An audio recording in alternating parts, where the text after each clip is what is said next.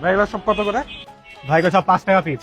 আচ্ছা আপনি 5টা বেগনি, 5টা পেঁয়াজি, 5টা চপ, 200 জিলাপি, 100 ছোলা আর 100 নিমকি দেন। ठीक है समरिया।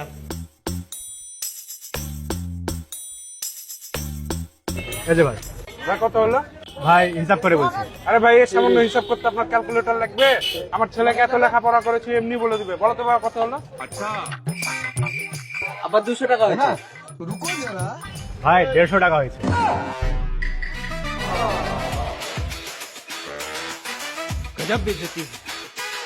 তুই আমার সব মান সম্মান শেষ করে দিলি।